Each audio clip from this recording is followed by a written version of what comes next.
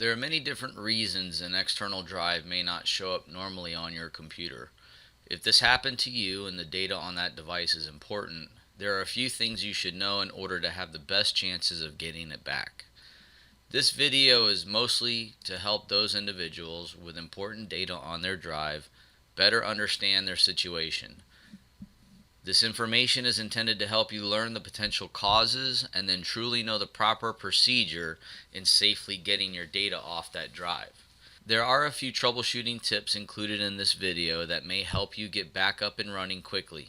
However, if the data on your drive is worth $400 or more, this video will definitely help you make the right decisions in the process of trying to get it back. When a drive is not recognized by your computer, there are many things that could be the culprit. However, the reasons basically boil down to two categories. Number one, something very obvious and simple, or number two, something seriously wrong with the hard drive that is going to require expert help. So our goal here is to basically help you quickly and safely troubleshoot the condition of your device and figure out which category you are in. One thing to remember is that all hard drives fail eventually. Hard drives begin failing from the moment you power them up and start writing data to the platters. It's kind of like a set of tires. You pop them on, they're new. As soon as you start driving, they're wearing down. And eventually they're going to run out of tread. And then you're going to have to replace them. So don't be surprised if in fact your drive is the problem. Many brand new hard drives come from the factory with errors on them. These errors come in the form of failed sectors. Bad sectors are recorded and remapped in a part of the drive's microcode, which is usually written to the platter, called the service area. Inside the service area is microcode, which are little software packets that contain data imperative to things like the regular function of the hard drive, repairing the hard drive, error reporting, initialization data, hard drive data, bad sector rerouting, encryption, repairing the drive, and many, many more, like the service area location, addresses, LBAs, and things like that. All of these packets are usually written to the actual platters themselves. Some manufacturers and drive models write copies on multiple platters, and some only on one under head 0 or underneath the first platter on the bottom. And some actually write them on the chips on the PCB board. This helps the drive operate properly and ensures stability during the reading-writing process and overall function of the drive. If the heads cannot read this area, if there are damaged sectors, scratches on the surface, if it's corrupted or overwritten without a backup, the data will not be accessible. If enough of the service area data is destroyed or remains inaccessible, it will become impossible to recover the files from the hard drive. When there are too many errors, it will corrupt the firmware, leaving it in an unrecognizable state. This isn't the case when it comes to flash storage media like flash drives, SSDs, and camera cards. They have their own issues when they are not being recognized by the computer. However, it's usually due to failure or corruption of the device's controller chip. Based on my experience with computer repair and data recovery, more times than not, the device itself is usually the cause of the issue. I'm sure I don't have to tell you, but the best way to avoid the pain and suffering of this particular situation is, of course, to make sure you have a good, solid backup plan in place. If you need help with one, give us a call for a free consultation. So let's get to the troubleshooting part. The first thing we need to do is discover whether the problem is with your hard drive or your computer.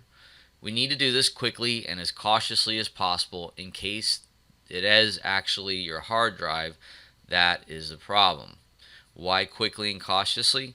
Because when a hard drive powers on, at the bare minimum, the platters inside are turning at 5,400 rotations per minute. If there is something wrong with your drive, the problem can get worse with every rotation those platters make.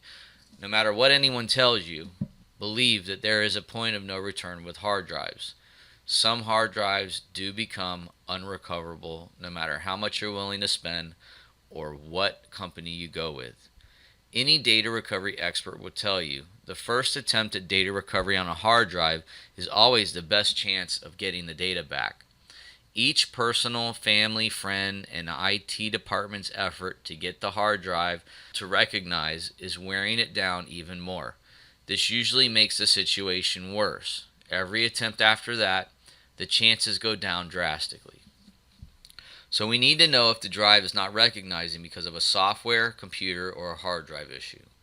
I'll go over a few common issues and steps you can take to get to the bottom of your problem. I can accept no responsibility for the outcomes of your situation.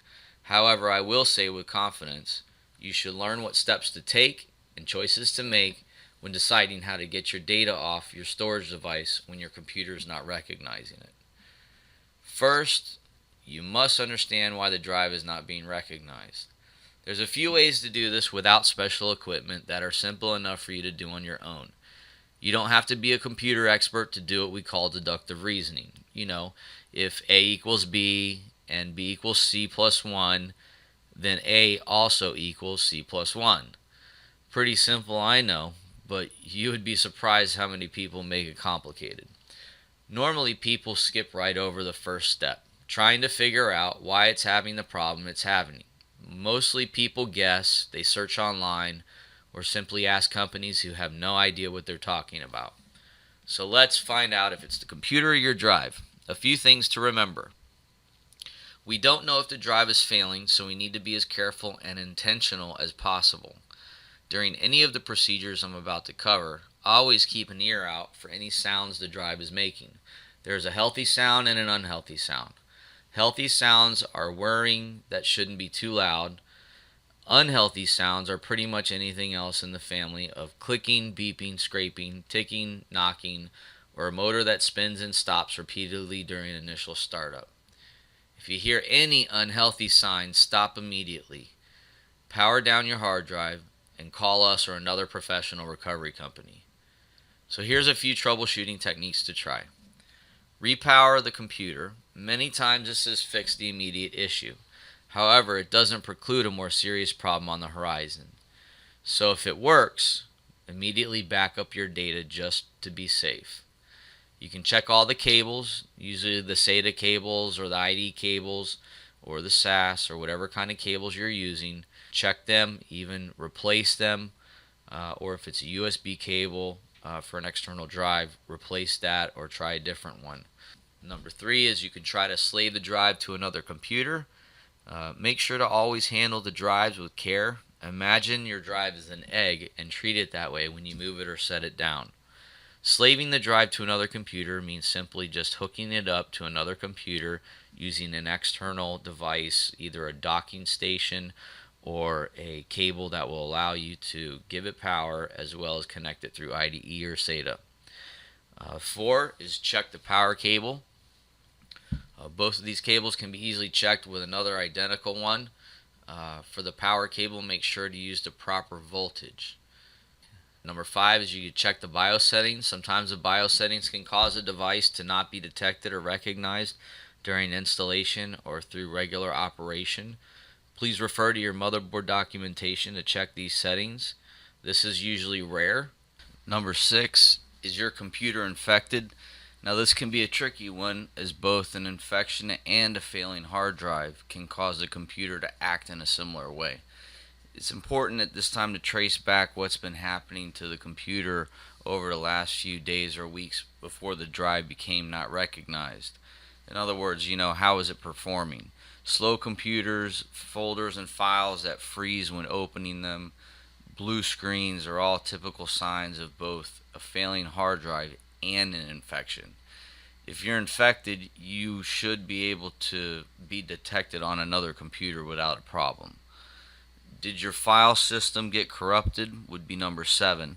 This can happen from a power outage or if your computer shuts down unexpectedly. In this case, your drive should be recognized by another computer. If after checking all these details and your drive is still not recognizing or being detected, then you are probably going to need professional help to get your data back. If your drive is not making any bad noises and is smooth and whirring,